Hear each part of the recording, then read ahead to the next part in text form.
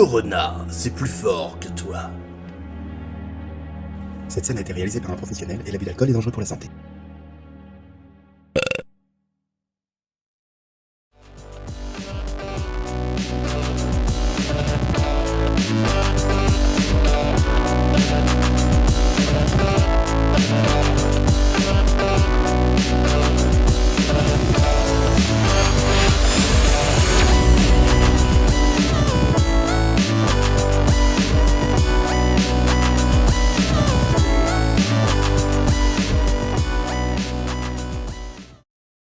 Salut les astros, c'est Ludo. Bah écoutez, peut-être dernier soir de shoot. C'est vrai qu'on a eu une belle période, mais apparemment ça commence à se gâter à partir de l'année prochaine. Je sais pas si vous voyez, la nouvelle lune est passée, on commence à monter.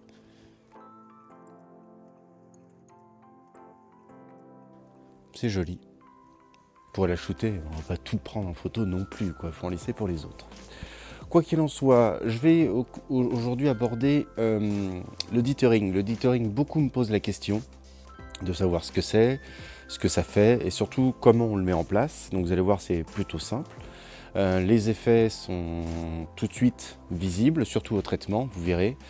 Quoi qu'il en soit, on va déjà mettre en place. Aujourd'hui, enfin en tout cas ce soir, je pars à la chasse à la comète. Donc c'est 2019 Y4 Atlas. Voilà. Donc je vous explique comment on nomme les comètes sur ma vidéo sur les comètes. Par là. Voilà. Alors c'est parce qu'elle est non périodique. 2019 c'est l'année de la découverte. Y c'est la deuxième quinzaine de décembre. 4 c'est la quatrième a été découverte dans la deuxième quinzaine de décembre. Et Atlas, alors Atlas normalement c'est le nom du découvreur. Mais dans ce cas-là je crois que c'est Atlas, c'est un nom c'est un collectif. Voilà, donc c'est vrai que depuis mon échec de Virtanen dû au temps, hein, j'ai ma revanche à prendre, donc elle est plutôt là-bas. Le problème c'est qu'il n'y a pas de position précise, je n'arrive pas à la rentrer dans Stellarium, donc je vais essayer de la trouver. Donc j'ai mis la PN pour avoir un champ un peu plus large, de toute façon je pense pas que la caméra soit... quoi que je pourrais... Enfin, l'ordre du jour, le dithering. Allez, on installe. Donc la dernière fois j'ai eu un souci avec le rétroéclairage, il ne fonctionnait plus. Et puis là il refonctionne, dès le lendemain il a refonctionné. 3h24. 3h24. Donc maintenant ça refonctionne. Des fois faut pas chercher à comprendre.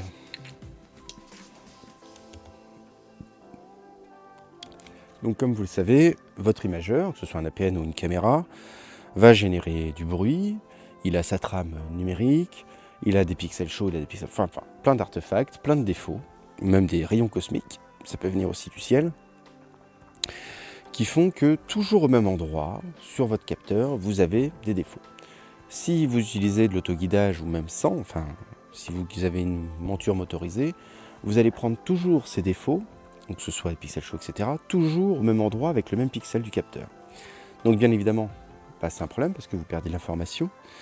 Donc le dithering, to dither, vaciller, trembler, permet de décaler la prise de vue de quelques pixels. Donc on va voir un petit peu plus en détail tout à l'heure. Donc juste pour pouvoir prendre des informations de votre image avec des pixels de votre capteur différents. Comment dire ? C'est comme si votre imageur était une paire de lunettes sur lesquelles il y avait des taches. Et lorsque vous regardez un paysage, forcément, il y a des endroits où vous ne voyez pas le paysage parce qu'il y a des taches sur les lunettes. Le fait de décaler légèrement la tête va vous dévoiler les parties que vous ne voyez pas jusqu'ici. Et lorsque vous recomposez l'intégralité de vos images, eh ben vous avez l'intégralité de votre paysage. Alors, je ne sais pas si c'est bien clair, mais c'est un peu comme en temps de guerre. Si votre ami a la gangrène et qu'il faut lui scier la jambe, on vous donne la scie, il faut le faire. Voilà. Le plus dur, c'est les 2 premiers coups. Si vous faites des temps de pause de 2 minutes sur 2 heures ou 3 heures ou plus, faites-le. Vous allez voir, ça va grandement améliorer la netteté de vos photos.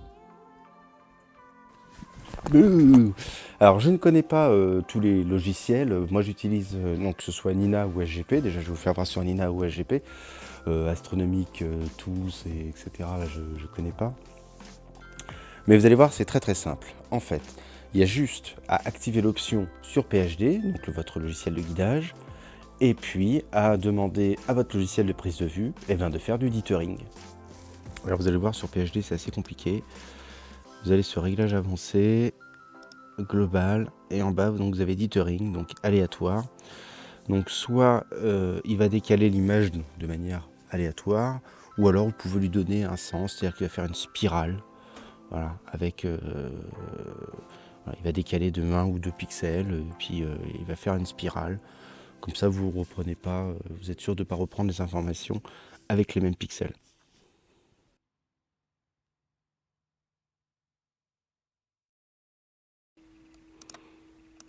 Ah. Donc EOS, validé. Le focuseur ZWO, connect. Le télescope, générique. Ouais, générique c'est bon.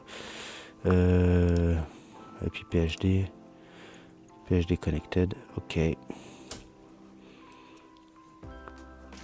Lorsque vous programmez votre séquence, dithering, on, off, vous mettez on, et puis faites-le toutes les images, voilà, toutes les 2 images, mais ça dépend. Si vous faites des pauses plutôt longues, je vous conseille de faire toutes les images. Comment ça se traduit ? Ça se traduit par un gros à-coup de PHD lorsqu'il a fini l'image, au moment de faire le dithering. Et il décale légèrement d'un pixel ou 2 pixels. Voilà. Bon, c'est plutôt assez simple. Enfin, je dirais, ça vous prend pas de temps. Donc sur Nina, au niveau des options de l'équipement, voilà, vous retrouvez un peu le dithering. Donc de combien il fait le dithering. Donc là 5 pixels. Moi j'ai tout laissé par défaut. Donc 5 pixels, est-ce qu'il fait en ascension droite? Moi j'ai tout laissé par défaut, de toute façon il n'y a rien à faire, si ce n'est que donc en séquence. Lorsque vous programmez votre séquence, vous cliquez bien sur on pour le dithering, et moi je vous conseille de faire toutes les images, ou toutes les 2 images, mais toutes les images, donc voilà, ça se fait plutôt simplement.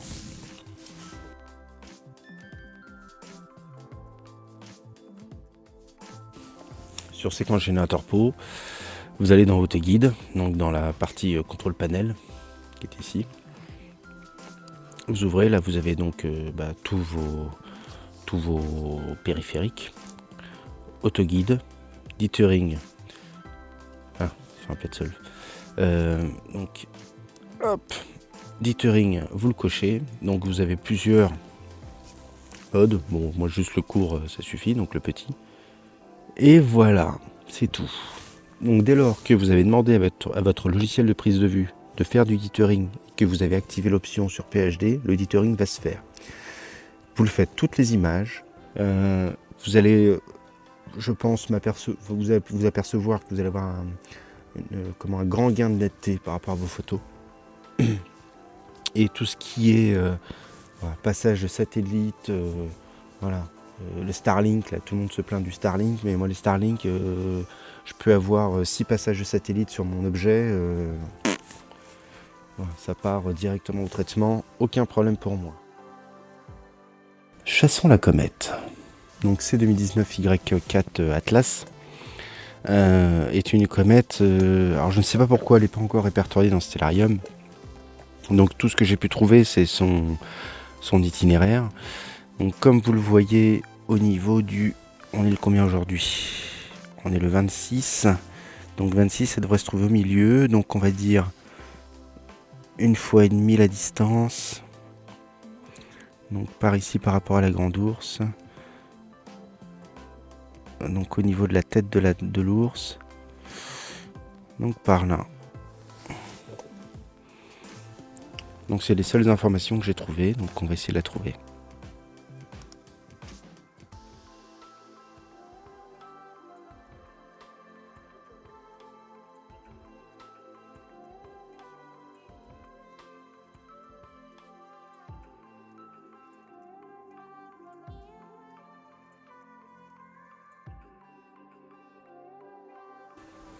Je crois qu'elle est là. Faut que j'arrive à la centrer là. Putain, bordel. J'arrive pas à reconnaître les étoiles.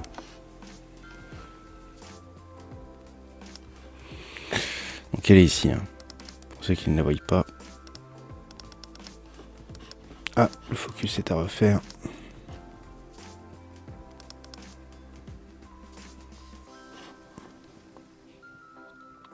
Bon voilà, là on la voit bien là quand même. Donc je vais pouvoir lancer le guidage et puis collecter un maximum d'images. Donc je pense que je vais laisser tourner toute la nuit. Donc quoi qu'il en soit, on verra ça donc la semaine prochaine. N'oubliez pas de vous abonner si ce n'est pas déjà fait. Partagez à outrance les tickets resto. Et puis donc je vous dis à la semaine prochaine. À suivre. Salut.